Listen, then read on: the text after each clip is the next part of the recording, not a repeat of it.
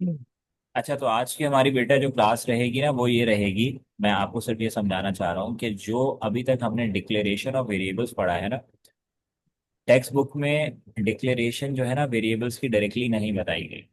लेकिन आपको कहाँ पे बताई गई है? आपको बताई गई है सिलेबस के अंदर। यानी जब आप अपना सिलेबस डाउनलोड करेंगे फॉर द 2026-2028 का सिलेबस आपके पास अवेलेबल है कैम्ब्रिज की अपनी वेबसाइट के ऊपर, तो वहां पे आपको डिक्लेरेशन ऑफ वेरिएबल मिलेगा। और आपको कहाँ मिलेगा? आपको चैप्टर नंबर 8 के आखिर में जो बड़े सवालों की एग्जाम्पल्स दी हुई है, वहां पे आपको डिक्लेरेशन ऑफ वेरिएबल दिखाई देगी। But the thing is that variables declaration is the very basic part that should be written right here. अब इन्होंने स्टार्ट किया डायरेक्टली किस चीज से? इनिशियलाइज करवा के दिखा दिया वेरिएबल्स, जो हमने कल आपसे बात की, पिछली क्लास में हमने आपसे बात की थी। But the thing is that कि भाई देखो, अब मैं आपको समझाना ये चाह रहा हूँ कि होता क्या है कि when we initialize a variable, तो दो प्रोबेबिलिटी हो सकती हैं। एक तो ये कि हम डायरेक्टली उसको एक वैल्यू अलॉट कर रहे हैं, और एक ये कि उस वेरिएबल की अपनी कोई वैल्यू नहीं है, बल्कि वो दूसरे वेरिएबल की वैल्यू पे डिपेंड करता है। यानी कि जो दूसरे वेरिएबल की वैल्यू होगी उसके अकॉर्डिंगली इस वेरिएबल की वैल्यू होगी। क्या मतलब? देखो, अब जैसे एक वेरिएबल है कॉस्ट। कॉस्ट की हमने एक वैल्यू इनिशियलाइज करवाई which is 10। Back arrow equals to के लिए यूज होता है, मैंने उस दिन बताया था आप लोगों को। लेकिन अब एक वेरिएबल है प्राइस। प्राइस की अपनी कोई वैल्यू नहीं है। सही है। प्राइस के अंदर हमने लिखा कि जो कॉस्ट की वैल्यू होगी ना उसको मल्टीप्लाई बाय 2 कर देना। So what ever the result comes out, that is the value for price. अब देखो, इन दो बातों में ना बड़ा फर्क है। हमने प्राइस को डायरेक्टली कोई वैल्यू नहीं दी है, हमने कॉस्ट को वैल्यू दी हुई है, प्राइस को कोई वैल्यू नहीं दी, बट प्राइस की वैल्यू डिपेंड कर रही है कॉस्ट की वैल्यू के ऊपर। So sometimes it could happen you declare a variable, and when you initialize the variable, it doesn't necessarily have its own value, but it's dependent on another variable's value। ये हो सकता है। अब जैसे यहाँ पे देखो, टैक्स है, तो टैक्स की अपनी कोई वैल्यू नहीं है, बल्कि जो प्राइस होगी उसको 0.12 से मल्टीप्लाई करोगे, what ever the answer is coming out, that is the value for tax.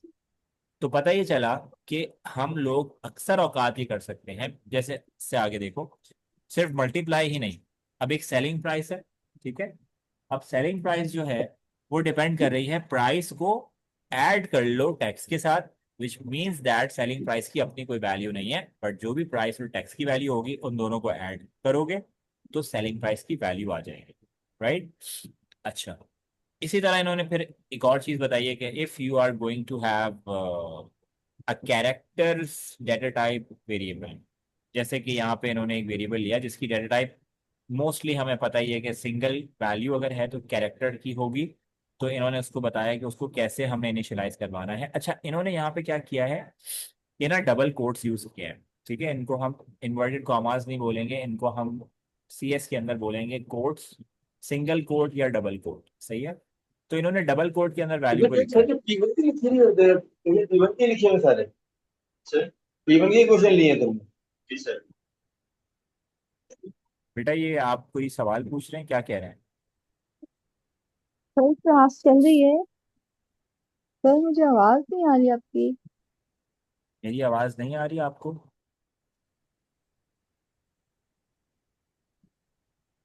Sir जी। आपने किस? Single quote. सर ये सिंगल कोट क्या है? मैं बता रहा हूँ। अच्छा, देखें बेटा, आप बाकियों को आवाज आ रही है ना मेरी अभी तक, जो मैं बात कर रहा हूँ? जी बताएं मुझे जल्दी से। आवाज का तो कोई इशू नहीं है। Yes sir. ओके। देखो भाई, जो मैंने कहा कि सिंगल कोट क्या होता है, मिसाल के तौर पे ये एक सिंगल कोट है, ये एक डबल कोट है। तो मैंने ये कहा कि अगर तुम कैरेक्टर की डेटा टाइप को यूज कर रहे हो, which basically means a single value is coming out, right, तो तुम सिंगल कोट में लिख सकते हो। यहां पे इन्होंने डबल कोट में लिखा हुआ है ना एम, जरूरी नहीं है। सिंगल कोट के अंदर एम लिखोगे एक्सेप्टेबल है। हाँ, अगर तुम्हारे पास कोई स्ट्रिंग लाइन है पूरी, मिसाल के तौर पे पूरे कॉम्बिनेशन ऑफ वर्ड्स है, more than a single letter है, और उसकी डेटा टाइप स्ट्रिंग होगी डेफिनेटली, तो फिर तुम्हें उसको लाजमी डबल कोट में लिखना पड़ेगा। That is the rule. अच्छा, इसके अलावा इन्होंने एक और वेरिएबल लेके दिखाया चोजन नाम का। इसको फॉल्स, इसकी इनिशियलाइज किया इसको फॉल्स से, हमें पता चल गया कि इसकी डेटा टाइप जो है ना वो बूलियन होगी डेफिनेटली, क्योंकि वही डेटा टाइप दो प्रोबेबिलिटीज को लेके आती है, ट्रू और फॉल्स को। अब ये सारी चीजें बताने का मकसद ये था कि देखो इस वक्त के करिकुलम जो चल रहा है कैम्ब्रिज का लेटेस्ट सिलेबस के हिसाब से, the student doesn't need to declare the variable. आपको मोस्ट प्रोबेबली एग्जाम में जो भी सवाल मिलेगा उसके अंदर ऑलरेडी वेरिएबल डिक्लेयर हुआ हुआ होगा, और जो सिनेरियो बेस्ड क्वेश्चन आएगा उसके अंदर भी अगर कोई एरे है या कोई वेरिएबल है, जो कि ग्लोबल वेरिएबल्स का डिस्कशन अभी बाद में आएगा, हम कर लेंगे, तो वो सारे डिक्लेयर हुए हुए होंगे। एग्जामिनर आपको बोलेगा कि भाई you just need to use them directly, no need to initialize them, no need to declare them, no nothing, okay. लेकिन वो आपको ये कहेगा कि if you want another local variable, अगर आपको लगता है कि नहीं मेरे इस प्रोग्राम में कोई और वेरिएबल भी होना चाहिए, so yes, then you need to declare and initialize the variable accordingly। आपकी अपनी नीड्स पर डिपेंड करता है। लेकिन हम डिक्लेरेशन वाला पार्ट इसलिए पढ़ रहे थे क्योंकि एग्जाम के अंदर भी may be in the next examination setting हो सकता है कि कोई माइनर अपडेट आए और एग्जामिनर बोले कि नहीं, now the student needs to declare the variable, so we must know how to declare the variable, right. Okay, अब देखो हम लोग चलते हैं आगे, और अब हमारे पास आ जाती हैं सबसे, अच्छा इससे पहले हम एक और चीज डिस्कस कर लेते हैं, फिर हम कंडीशन स्टेटमेंट पे आते हैं। यहां तक अगर किसी का कोई भी सवाल है बेटा तो वो मुझसे पूछ ले, मैं उसको बता दूं। मैं आपको दूसरी स्क्रीन शेयर कर देता हूँ, फिर हम आगे बात करते हैं कि हमने क्या करना है। ओके बेटा, आप लोगों को वन नोट की स्क्रीन शो हो रही है?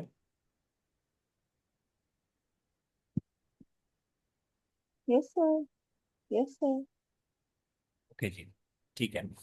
देखो, अब आते हैं, कल हमने यहाँ पे बात खत्म की थी अपनी परसों की क्लास में कि भाई कौन कैटिनेट करता है आउटपुट का फंक्शन। मैंने कहा था कि आउटपुट का फंक्शन जो दो काम करता है, एक वेरिएबल की वैल्यू को डिस्प्ले कराता है और एक प्रॉम्प्ट को डिस्प्ले करता है। हम दोनों काम एक साथ करवा सकते हैं by using a separator, that is the comma. English में कॉमा बोलते हैं, सीएस में हम इसको सेपरेटर बोलेंगे। ऑल राइट, अब अब मैं आपको ये बताता हूं कि हम इन दो फंक्शंस को बेसिक बेसिक किस तरह से यूज कर सकते हैं, किस तरह यूटिलाइज कर सकते हैं। पहले इस पे बात कर लेते हैं, फिर इफ एल्स पे बात करेंगे। देखो भाई, अब एक प्रोग्राम बनाते हैं जो तीन नंबर्स का एवरेज कैलकुलेट करेगा, that is a very basic programme. हमें क्या करना है, हमें ना तीन वेरिएबल्स को डिक्लेयर करना है। इस प्रोग्राम के अंदर एक चीज जो सबसे नई आपके पास आ रही है वो क्या है, ये देखो।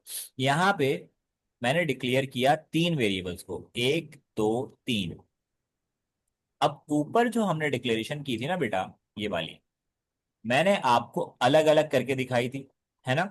एक एक लाइन में अलग अलग वेरिएबल्स को डिक्लेयर किया था। यहाँ पे मैंने एक ही लाइन में तीन वेरिएबल्स को डिक्लेयर कर दिया। एक एक्स है, एक वाई है और एक जेड है। अच्छा, अब रूल याद रखो कि अगर दो दो से ज्यादा जितने भी वेरिएबल्स हैं, if they are having the same data type, अगर एक से ज्यादा वेरिएबल्स की सेम डाटा टाइप है, तो तुम उनको एक ही लाइन में डिक्लेयर करोगे। एक ही लाइन में उनके नामों के बीच में सेपरेटर को यूज करो, और एक ही दफा कॉलन लगा के उनकी डाटा टाइप लिख दो। इसका मतलब होगा कि एक्स को भी, वाई को भी और जेड को भी इंटीजर डाटा टाइप अलॉट कर दी गई है। लेकिन मुझे कोई ये बच्चा बता दे कि क्या जो मैंने वेरिएबल का नाम रखा है अपने, वो सही रखा है या गलत रखा है। ये कौन बता रहा है भाई?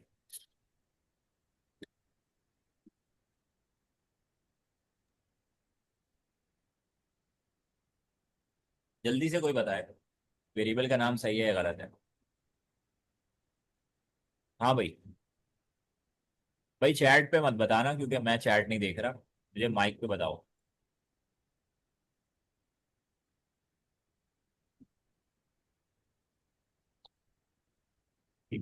चैट चैट मैं तो नहीं कर रहा। कितने बच्चे हमारे पास हैं? 9 स्टूडेंट्स हैं और अभी तक एक भी नहीं बोल। क्यों भाई? देखो बेटा, आप सूडो कोड के रूल्स को गो थ्रू करो। मैंने एक्स और वाई और जेड तीनों स्मॉल लेटर्स में लिखे हैं, अब लोअर केस में लिखे हैं, जो कि गलत है। If I want to declare X Y and Z, they should be written like this, right? ऐसे होना चाहिए। ये मैंने एरर्स खुद इस प्रोग्राम में थोड़े थोड़े रखता हूं मैं हर एग्जाम्पल के अंदर, ताकि आप लोगों से उनको रेक्टिफाई करवा लिया जाए। बहरहाल ये पहली गलती थी। इसी तरह दूसरी गलती क्या होगी कि एवरेज के अंदर भी ए कैपिटल होने वाला है, ठीक है? ए जो है वो कैपिटल होगा। अब देखो, मैंने यहाँ पे एक प्रोग्राम बनाया, तीन वेरिएबल्स को डिक्लेयर किया, इंटीजर डेटा टाइप दी। मैंने एक और वेरिएबल बनाया एवरेज के लिए, और मैंने उसकी डेटा टाइप रखी रियल। कॉन्सेप्ट सिंपल सा ये है कि भाई यूजर से हम लोग लेंगे तो होल नंबर्स में ही लेंगे जिनका एवरेज कैलकुलेट करना होगा। बट कभी कभी ऐसा होता है कि when we are calculating the average, तो आंसर हमारे पास डेसिमल पॉइंट में आता है। सो डेसिमल पॉइंट वाला जो आंसर है वो इंटीजर डेटा टाइप सपोर्ट नहीं करती, बल्कि रियल वाली करती है। सो दैट्स वाई हमने कहा कि जो वेरिएबल एवरेज की वैल्यू को होल्ड करेगा, उसको हम रियल डेटा टाइप दे देते हैं, to be on the safe side. अब देखो, हम लोगों ने क्या किया, हमने सबसे पहले आउटपुट में प्रॉम्प्ट एक शो किया यूजर को, और हमने कहा कि भाई पहला नंबर एंटर करो, ठीक है? जब पहला नंबर एंटर करने को कहा गया, तो हमने उसी के बाद फौरन से इनपुट का फंक्शन यूज किया और एक्स के अंदर पहला इनपुट ले लिया। हमने दोबारा आउटपुट का फंक्शन यूज किया और हमने कहा कि एंटर करो सेकंड नंबर, और इनपुट का फंक्शन यूज करके हमने वाई के अंदर इनपुट ले लिया। अब यहां तक आते आते हमारे पास यूजर की तरफ से दो वैल्यूज का इनपुट दिया जा चुका है। फिर हमने दोबारा से आउटपुट यूज किया और हमने कहा कि एंटर थर्ड नंबर। यूजर ने जो वैल्यू एंटर की वो हमने जेड में स्टोर करवा दी, which is the third value. तीन नंबर्स का एवरेज कैलकुलेट करना था, तीन वैल्यूज हमारे पास आ गई।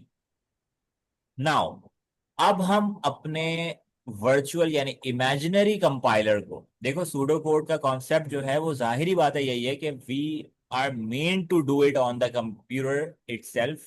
इसके बाद यानी एक तो हम लोग इसको रफली कर रहे हैं ना अपने पेपर पे, बट हमें सिर्फ पेपर पे ही तो नहीं चाहिए। हमें असल जो गोल है वो ये है कि किसी प्रोग्रामिंग लैंग्वेज में इसको करवाना है, यही काम। So what I am going to say is कि समझ लो कि अभी हम कंप्यूटर की स्क्रीन पे अगर काम कर रहे होते तो हमारे पास एक कंपाइलर या इंटरप्रेटर होता। So let suppose the imaginary compiler हमारे पास इस वक्त है, और हम उसको ये बता रहे हैं कि जो वेरिएबल एवरेज नाम का हमने लिया है ना, उसका मतलब क्या है, उसकी वैल्यू कैसे कैलकुलेट होगी। इसी वजह से मैंने अभी आपको चैप्टर नंबर 7 में ये समझाया था कि some time what happens is के किसी वेरिएबल की वैल्यू अपनी नहीं होती, बल्कि वो कैलकुलेट करवाई जाती है, या तो उसके अंदर कोई और वेरिएबल आता है कि जिसकी वैल्यू पे उसकी वैल्यू डिपेंड कर रही होती है। कहने का मकसद क्या है? अब देखो, मेरे पास एक वेरिएबल डिक्लेयर हुआ है एवरेज नाम का। मैंने अपने इमेजिनरी कंपाइलर को ये बताया कि भाई ये जो एवरेज नाम का वेरिएबल है ना, इसको एक वैल्यू अलॉट करो, इक्वल्स टू करो इसको किसके, एक्स की वैल्यू के प्लस वाई की वैल्यू के प्लस जेड की वैल्यू के, कलेक्टिवली इनको डिवाइड कर दोगे 3 के साथ। So whatever the result is going to come out, we will store the result in the average variable. अब याद रखो, प्रोग्रामिंग के अंदर हमेशा के लिए याद रखो कि अगर तुम्हें कोई रिजल्ट भी स्टोर करवाना है ना स्क्रीन पर डिस्प्ले करवाने के लिए, तो उसका भी एक सेपरेट वेरिएबल लेना पड़ता है। Means if you are going to add two numbers and you are going to show the result on the screen, yes it is possible कि आप उसके बगैर जाओ, but प्रोफेशनल तरीका यही है कि you need to declare another variable that will store the addition value of the variables। जिनकी एडिशन करके आई होगी ना, तो वो एक तीसरे वेरिएबल में स्टोर करवाई जा रही होगी उनका result. That is the basic layout of every programming language that tends to be her developer जो फॉलो करना चाहता है वो प्रोफेशनल तरीका यही है कि अगर आपने रिजल्ट भी शो करवाना है या डिस्प्ले करवाना है स्क्रीन पे, तो उसके लिए आपने एक अलग वेरिएबल को लेना है जो उनकी वैल्यू को सेव करेगा। सिमिलरली हमारे पास तीन वैल्यूज थी, एक्स वाई और जेड। उनका हमने एवरेज कैलकुलेट करना था। सो जिस वेरिएबल ने एवरेज की वैल्यू स्टोर करनी थी उसके लिए भी हमने एक सेपरेट वेरिएबल को लिया जिसका नाम रखा average. And now we are telling the compiler that average is equals to X plus Y plus Z divide by 3, which is the basic math. अगर आपको बेसिक मैथ आती है तो आपको पता है कि एवरेज ऐसे ही कैलकुलेट किया जाता है। Now the thing is that अब हम कॉनकैटिनेशन को यूज कर रहे हैं यहाँ पे। Two other function of output in the same line. हम लोगों ने एक प्रॉम्प्ट सॉरी एक मैसेज शो किया स्क्रीन पे। हमने कहा कोटेशंस के अंदर लिखा, हमने कहा the average is, now the average is, अब क्या एवरेज है वो तो एवरेज की वैल्यू बताएगी कि क्या एवरेज है। तो सेपरेटर का यूज करके हमने एवरेज की वैल्यू को कॉल कर दिया। Now what ever the value of average is, वो कैलकुलेट होके इसी के बिल्कुल आगे लिखी हुई आ जाएगी। अब देखो मिसाल के तौर पे जब ये प्रोग्राम चलेगा, रन होगा पहली दफा, तो अब पहला जो ये आउटपुट का फंक्शन यूज किया है, ये आपकी आउटपुट की स्क्रीन पे सबसे पहले डिस्प्ले करवा देगा क्या, एंटर फर्स्ट नंबर। तभी मैंने आपके लिए एक इमेजिनरी आउटपुट स्क्रीन भी बना दी है कि जब ये प्रोग्राम रन होगा तो क्या होगा। सबसे पहले लिखा हुआ आएगा एंटर फर्स्ट नंबर, और यहाँ पे एक ब्लैंक कर्सर ब्लिंक कर रहा होगा। अब लेट सपोज यूजर ने 5 एंटर किया और एंटर प्रेस किया। जैसे ही यूजर ने एंटर प्रेस किया, ये 5 वैल्यू उठ के स्टोर करवा दी गई कहाँ पे बेटा, एक्स के अंदर। Now x holds a value of 5। उसके बाद जब ये दूसरा आउटपुट का फंक्शन चला तो लिखा हुआ आया स्क्रीन पे कि एंटर सेकंड नंबर। अब ये स्क्रीन पे शो हो गया। उसके बाद कर्सर ब्लिंक कर रहा था, यूजर ने 10 एंटर किया और एंटर प्रेस किया, तो now this value stored in Y, Y के अंदर स्टोर करवा दी गई। फिर इसी तरह थर्ड नंबर को मांगा गया, स्क्रीन पे शो हो गया, यूजर ने जो वैल्यू इनपुट की एंटर प्रेस किया, now 15 is stored in Z. उसके बाद जब ये एवरेज पे आया ना, तो ये कहीं भी आउटपुट के फंक्शन में नहीं लिखा हुआ, दैट्स वाई किसी भी जगह पे स्क्रीन पे शो नहीं होगा, बल्कि ये सिर्फ कैलकुलेशंस का पार्ट है जो बैकएंड पे हो रहा होगा। जब ये हो गया तो हमने फिर आउटपुट का फंक्शन कॉल किया। इसने जो स्ट्रिंग लाइन लिखी हुई थी वो एज इट इज स्क्रीन पर डिस्प्ले करा दी, और 3 नंबर को ऐड करके डिवाइड बाय 3 किया, और जो वैल्यू एवरेज के अंदर स्टोर हुई थी वो हमने डिस्प्ले करवाई, which is here 20। So that's how we are going to use output the function, input the function. We are going to, calculate the value of different variables and allot different values to different variables। इस तरह से की जाती है। मुझे बताओ इस programme के अंदर किसी का कोई सवाल है तो पूछ लो,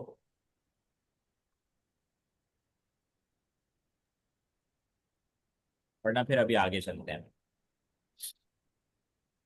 Sir, initially you said that the name should be meaningful. So X, Y, Z would be considered correct. Definitely not correct. बिल्कुल सही सवाल किया आपने। ये बहुत अच्छा पॉइंट है। इन्होंने कहा है कि भाई मीनिंगफुल तो है ही नहीं, एक्स वाई जेड से हमें क्या पता चल रहा है।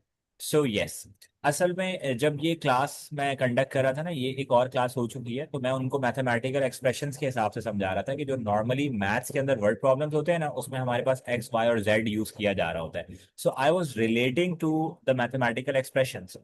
लेकिन यस, सूडो कोड के अंदर that's a not a mistake but something irrelevant. तो अब हम इस डिक्लेरेशन वाले पार्ट को इरेज करते हैं और इनको थोड़ा सा मीनिंगफुल बना देते हैं। चलें, अब इसको मीनिंगफुल करने के लिए मैं ये क्या, मैं ये कर लेता हूँ कि एक वेरिएबल का नाम मैंने रखा मिसाल के तौर पे, एक मिनट। हाँ,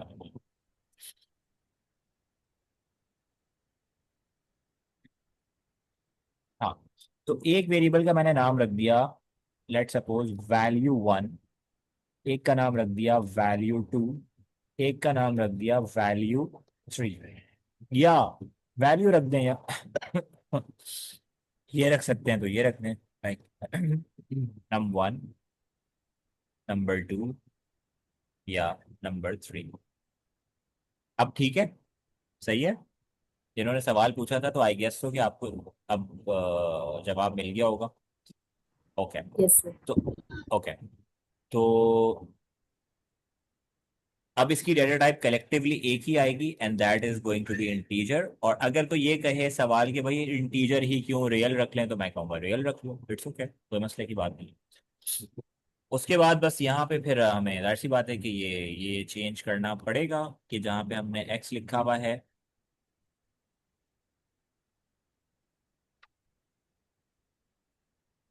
सिद्रा आप आज कह रही थी ना कि वन नोट काम नहीं कर रहा, तो मेरे पास भी आज बहुत ज्यादा अनरिस्पॉन्सिव हो रहा है, आई डोंट नो क्यों। लेकिन ये बार बार मैं कोई पेन सेलेक्ट कर रहा हूँ और ये नॉट रिस्पॉन्डिंग पे जा रहा है। आई थिंक सो कि कोई अपडेट से कोई इशू हुआ है शायद, मे बी। अच्छा, तो अब हम इनपुट लेंगे और पहले को वैल्यू 1 कर देंगे, दूसरे को वैल्यू 2 कर देंगे, तीसरे को वैल्यू 3 कर देंगे। और सिमिलरली भाई यहाँ पे भी यही बिल्कुल एग्जैक्टली यही सीन होने वाला है। और इसको भी करेक्ट कर देता हूँ, यहाँ पे एवरेज जो डिक्लेयर किया हुआ है ना, ये इस तरीके से होगा, ठीक है। और यहाँ पे भी चेंजेस होंगे भाई, बहुत सारे चेंजेस करने पड़ रहे हैं। चलो जल्दी जल्दी चेंज कर लेते हैं। ये हमारे पास हो गया value 1 plus value 2 plus value 3 divided by 3। और इसका ए हटा दो और यहाँ पे ए लगा, ठीक है। तो इससे ना आप लोगों को एक बेसिक प्रोग्रामिंग का कॉन्सेप्ट मिला कि भाई कैसे हमने कोई काम करना है, यानी कैसे स्टार्ट लेना है, कैसे प्रोग्राम को क्रिएट करना है, क्या कॉन्सेप्ट लगाना है। थोड़ा सा हमने स्टार्ट लिया, और यकीन करें कि ये एग्जाम के हिसाब से तो अभी कुछ भी नहीं है, यानी स्टार्ट भी नहीं है एग्जाम के हिसाब से। तो but the thing is that कि हमने कहीं से तो पहला स्टेप उठाना ही होता है ना, that is the first step. अब आते हैं जो आपकी टेक्स्ट बुक में दिया हुआ है, सबसे पहली चीज सूडो कोड के अंदर, that is the if then else end if statement. Okay, देखो भाई, हमारे पास ना एक चीज होती है जिसको हम एक जनरली एक एक टर्म करते हैं उसको, वो क्या होती है? वो होती है कंडीशनल स्टेटमेंट। कंडीशनल स्टेटमेंट का मतलब ये होता है कि there is a condition that tends to be checked, उसको चेक किया जाएगा। अगर वो कंडीशन सही होगी तो कोई काम हो रहा होगा, और अगर वो कंडीशन गलत होगी तो कोई और काम हो रहा होगा। मिसाल के तौर पे कंडीशंस जो है ना, हम रियल लाइफ में बहुत ज़्यादा फॉलो करते हैं। सही है, ये आगे जो प्रोग्राम भी आ रहे हैं ना, ये सारी इन एग्जाम्पल से भरे पड़े हुए होंगे। हम बहुत दफ़ा ऐसा होता है कि हम किसी को कंडीशन देते हैं कोई। मिसाल के तौर पे हम कहते हैं कि यार बाहर जाओ और ये चीज़ ले आओ, अगर ये वाली ना हो तो वो वाली ले आना। तो ये जो हम पहली दफ़ा हमने बोला ना कि ये वाली चेक करना, अगर ना हो तो वो वाली ले आना। सो इन दिस सिनेरियो हमारे पास दो चीज़ें हैं कि या तो ये है या तो वो है। अब या तो ये पूरी होगी तो ये होगा, वो पूरी होगी तो वो होगा। सही है ना? अभी इसको रिलेट करते हैं किसी सिनेरियो से। लेकिन the basic thing is that कि जो कंडीशन होती है ना, इसका मतलब ये होता है कि हम कंप्यूटर को कम अज कम दो प्रोबेबिलिटीज, और दो से जितनी ज्यादा हो सकती है उसकी कोई लिमिट नहीं है, लेकिन एटलीस्ट हम कंप्यूटर को दो प्रोबेबिलिटीज देते हैं खुद से। और कंप्यूटर हमारी दी गई वैल्यूज को के ऊपर डिटरमाइन करके ये डिसाइड करता है कि मुझे किस तरफ जाना है। अब इसको रिलेट करो, जो अभी हमने बात की थी ना फ्लो चार्ट में डिसीजन सिंबल की, जो कि एक डायमंड शेप सिंबल था। मैंने कहा था ये कंप्यूटर को जब डिसीजन लेनी होती है तब लगाया जाता है। तो समझ लो कि प्रोग्रामिंग के बैकएंड पे जब कंप्यूटर को डिसीजन लेनी पड़ती है तो वहां पे हम इफ देन एल्स का स्टेटमेंट यूज करते हैं, ठीक है। तो ये एक कंडीशनल स्टेटमेंट कहलाता है, और इसमें एटलीस्ट हमारे पास वन कंडीशन होना जरूरी है। वन कंडीशन का मतलब है कि टू प्रोबेबिलिटीज होना जरूरी है, यानी या तो ये कंडीशन ट्रू है या ये कंडीशन फॉल्स है, विच मीन्स कि एक कंडीशन है वो ट्रू होगी या फॉल्स होगी। ठीक हो गया। अब इसका सिंटेक्स पे बात कर लेते हैं पहले तो। ये सिंटेक्स इसका जो है वो किस तरह से लिखना है, देखो। ये अलग अब कीवर्ड्स आपके पास नए कीवर्ड्स आ रहे हैं, कौन कौन से भाई? कंडीशन का नाम है इफ देन एल्स और एंड इफ। अच्छा, इसको जनरली तो सिलेक्शन कंडीशनल स्टेटमेंट कहते हैं, लेकिन अगर मोर स्पेसिफिक बात की जाए करिकुलम के हिसाब से तो मैं आपसे ये कहूंगा कि इसको सिलेक्शन स्टेटमेंट कहते हैं। ठीक है, सिलेक्शन स्टेटमेंट या सिलेक्शन स्टेटमेंट कहते हैं, या सिलेक्शन कॉन्स्ट्रक्ट भी कह सकते हैं। To be very precise, selection construct कह सकते हैं इसको। लेकिन अगर जनरली बात करूंगा तो बोलूंगा कि कंडीशन स्टेटमेंट कहते हैं, ठीक है। कुछ लोग इसको सीक्वेंस स्टेटमेंट टर्म करते हैं, बट सीक्वेंस जो है ना, कोई चीज एज सच प्रोग्रामिंग के अंदर आपको या सूडो कोड के अंदर नहीं मिलेगी। मतलब अगर आप वैसे ग्लोबली सर्च करेंगे ना तो सीक्वेंस कोई भी चीज़ नहीं है। सीक्वेंस तो बस ये होता है कि जो प्रोग्राम का फ्लो है ना वो 1 by 1 जो एक एक लाइन है, दैट इज अ सीक्वेंस। तो सिलेक्शन स्टेटमेंट कहलाती है। सिलेक्शन स्टेटमेंट में हमारे पास दो चीजें आती हैं, एक if then else if end if आता है, और एक case of otherwise end case आता है, उसको हम बाद में डिस्कस करेंगे। अब तुम लोग याद रखना कि अभी जो चीजें बता रहा हूँ उनको बहुत अच्छे से याद रखना। देखो, सबसे पहली बात यह है कि इसके अंदर एक कीवर्ड है जिसको हम कहते हैं if then else end if. इसको जरा उर्दू में ट्रांसलेट करते हैं। देखो, इफ अगर, देन तो फिर, अगर कोई चीज ऐसी हो तो फिर ये हो, एल्स वरना। अब वरना के बाद फिर कुछ और होगा कि भाई वरना ये हो जाए। ये बिल्कुल रियल लाइफ सिनेरियो से रिलेट कर रहा होता है। अब यहाँ पे आओ, देखो ये जो सवाल दिया हुआ है ना, यहाँ पे सॉल्व किया हुआ बुक कर आया मैंने, यहाँ पे देखो एक वेरिएबल है जिसका नाम है एज, बल्कि नहीं सॉरी इसको छोड़ो, यहाँ पे हमने काम किया है। हमने क्या किया, एक वेरिएबल लिया जिसका नाम रखा एज, डिक्लेयर किया हमने, टाइप रखी इंटीजर, क्योंकि एज हम लोग नॉर्मली पॉइंट्स में तो नहीं बताते ना, मतलब कोई भी ये नहीं कहता कि मैं 20.3 का हूँ, ऐसे नहीं कहता कोई भी। तो होल नंबर्स में एज को डिस्कस कर रहे होते हैं, दैट्स व्हाई हमने इंटीजर ले लिया। हमने एक प्रॉम्प्ट दिया यूजर को, हमने कहा enter age, that is our prompt. Input लिया एज के अंदर, वैल्यू चली गई। अब समझो, जब किसी वेरिएबल के ऊपर कंडीशन बनानी होती है ना, कि उसकी वैल्यू पे डिसाइड किया जाएगा कि कंप्यूटर क्या कर रहा है, तो हम पहले ही उसमें इनपुट लेंगे। ये बात तो डन है कि पहले उसमें इनपुट ले लिया जाएगा ताकि उस वेरिएबल की वैल्यू के ऊपर प्रोबेबिलिटीज को क्रिएट किया जाए। कैसे? हमने स्टार्ट किया इफ देन एल्स का स्टेटमेंट इफ के साथ। इफ से कंडीशन शुरू होती है, और इस कंडीशन में ना कोई भी चीज हो सकती है, यानी कुछ भी हो सकता है। अभी हम एग्जांपल्स पढ़ेंगे ना, आपको सब समझ में आ जाएगा। मिसाल के तौर पे हमने एक कंडीशन क्रिएट की कि इफ एज की वैल्यू ग्रेटर देन 18 आ जाए, अगर यूजर ने जो एज के अंदर वैल्यू इनपुट की है that is greater than 18, so that's a condition. Now this can be true और दिस कैन बी फॉल्स। इसके अंदर ये दो प्रोबेबिलिटीज आएंगी, जैसे मैंने भी बात की थी कि एक कंडीशन एटलीस्ट होनी चाहिए, इसका मतलब है कि दो प्रोबेबिलिटीज, यानी कि या तो ट्रू है ये, या ये फॉल्स है। सही है? अब देखो, अगर तो ये बात सही है तो देन फिर क्या हो, अगर ये चीज ट्रू है तो फिर क्या हो, तो आउटपुट के अंदर एक चीज हमने मैसेज को शो करना है, और वो क्या है, यू आर एन अडल्ट। इस बात को समझने से पहले तुम सब लोग कलेक्टिवली ये देखो कि इफ के नीचे मैंने देन डायरेक्टली नहीं लिखा, बल्कि कुछ स्पेस वैकेंट छोड़ के लिखा है। ये देख रहे हो? और देन के नीचे भी मैंने आउटपुट डायरेक्टली नहीं लिखा, कुछ स्पेस छोड़ के लिखा है। फिर एल्स को देन के नीचे लिखा है, फिर कुछ स्पेसेस छोड़ी हैं, फिर इफ के नीचे एंड इफ को लिखा है। अच्छा, चार तो ये कीवर्ड्स हैं, इफ, देन, एल्स और एंड इफ। ये चार कीवर्ड्स हैं जो कि सूडो कोड के फंक्शंस कहलाएंगे। लेकिन ये स्पेसेस क्यों? अब मैं तुम लोगों को याद दिलाता हूं कि मैंने कहा था तुम लोगों से कि जब हम सूडो कोड के रूल्स पढ़ रहे थे, मैंने कहा था कि देखो चौथा रूल डिफाइन नहीं कर रहा अभी, जब इफ देन एल्स पढ़ाऊंगा ना तो चौथा रूल समझा दूंगा। वापस पहुंचो उस पर। हाँ भाई, रूल्स फॉर सूडो कोड में आ गए। ये वाला रूल पढ़ते हैं। ये वाला लिखा है, where conditional and loop state, अभी लूप स्टेटमेंट तो पढ़ी नहीं तो अभी उसको छोड़ दो। Where conditional statements are used, repeated भी छोड़ दो, selected statements are indented by two spaces.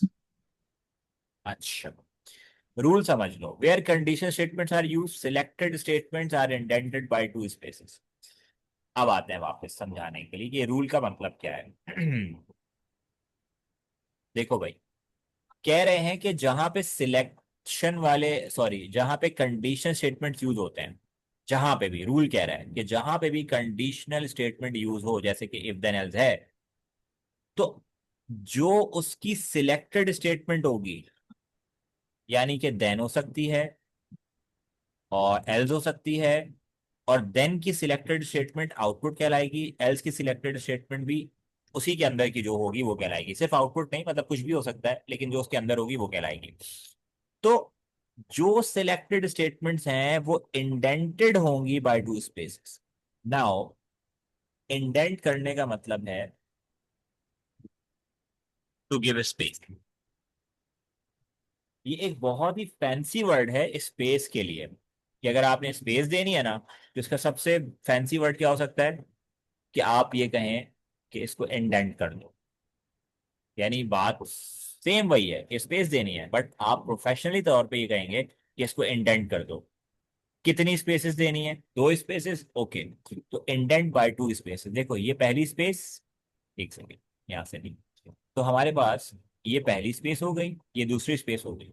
तो अब रूल पे वापस जाते हैं कि where selection statements are used, sorry, where conditional statements are used, selected statements are indented by 2 spaces। अब समझो कि if main statement है then उसका सब स्टेटमेंट है, तो जो मेन स्टेटमेंट का सब स्टेटमेंट होगा ना, वो उस मेन स्टेटमेंट के 2 स्पेसेस के इंडेंट होके आएगा, 2 स्पेसेस से इंडेंट होके आएगा। That is the rule. ठीक है बेटा, अगर इसमें से कोई किसी को सवाल है तो मुझसे पूछ लो, वरना फिर हम आगे बात करते हैं। इसी तरह देन का सब स्टेटमेंट, उसके अंदर की बॉडी जो भी होगी वो काउंट होगा, चाहे वो आउटपुट है, इनपुट है, जो भी है, ठीक है, कोई कैलकुलेशन भी हो सकती है। तो देन का सब स्टेटमेंट उसके अंदर की बॉडी काउंट होगी, तो उसको भी हम 2 स्पेसेस के साथ लिखेंगे। लेकिन हर एक सब स्टेटमेंट का भी ना एक वेटेज होता है, वेटेज। अगर ये बात याद रहे ना रहे कोई मसले की बात नहीं है, बस इतना याद रखना कि देन और एल सेम वेटेज पे है। यानी इफ के दोनों ही सेम लेवल के सब स्टेटमेंट हैं, तो इसलिए दोनों की जो इंडेंटेशन होगी वो सेम रहेगी, यानी दोनों अलाइंड होंगे एक ही लाइन के अंदर। इसी तरह इन दोनों के जो सब स्टेटमेंट होंगे वो अलाइंड होंगे एक ही लाइन के अंदर, उनकी इंडेंटेशन भी सेम होगी। और इसी तरह इफ का जो एंड इफ है ना बेटा, वो भी सेम वेटेज पे है, तो इसी तरह इन दोनों की भी अलाइनमेंट सेम होगी, इंडेंटेशन सेम शेयर करेंगे दोनों। अब ये देखो, इनकी अलाइनमेंट जो है वो ये रही, इनकी अलाइनमेंट ये रही, और इनकी अलाइनमेंट ये रही। अब देखो, अब वापस सवाल को पढ़ते हैं कि सवाल ये कह रहा है कि भाई एज में इनपुट लिया, हमने कहा इफ अगर एज की वैल्यू इज ग्रेटर देन 18, ये है कंडीशन। अब ये या तो ट्रू होगी या फॉल्स होगी।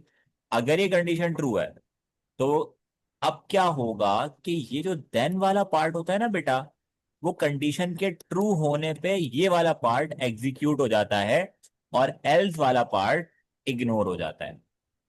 और अगर ये कंडीशन फॉल्स होती है ना बेटा, तो देन वाला पार्ट इग्नोर हो जाता है और एल्स वाला पार्ट एग्जीक्यूट हो जाता है। जो सिंपल बात है इसको समझने की वो यही है। तो अगर तो एज की वैल्यू ग्रेटर देन 18 है एंड इट्स ट्रू, तो देन वाला पार्ट एग्जीक्यूट होगा और आपको स्क्रीन पे इस आउटपुट की वजह से लिखा हुआ दिखेगा कि यू आर एन एडल्ट। और अगर ये फॉल्स होगी कंडीशन, तो ये वाला पार्ट इग्नोर होगा और एल्स वाली चीज आपको दिखाई देगी स्क्रीन पे, जो कि लिखा हुआ आएगा यू आर अ किड। और जब ये इफ एल्स खत्म हो जाएगा तो इसको हम एंड इफ कर देंगे, और यहाँ पे हमारा प्रोग्राम हो गया खत्म। मुझे बताओ, यहां तक किसी को कोई सवाल है?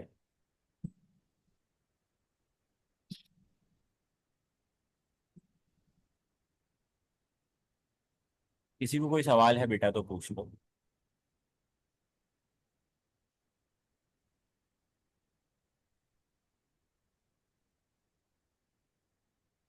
अच्छा, अब हमारी जो है ना टाइम बहुत 1 मिनट रह गया है इस क्लास को खत्म करने में। तो आप लोग एक काम करें, मिस सिद्रा, आपने क्लास बना ली है अगर तो बता दीजिएगा, वरना नहीं बनाई तो आप जल्दी से लिंक भेज दें ग्रुप पे, और आप सब लोग फौरी तौर पे जो है ना उस लिंक पे आ जाएं ज्वाइन करने। ठीक है,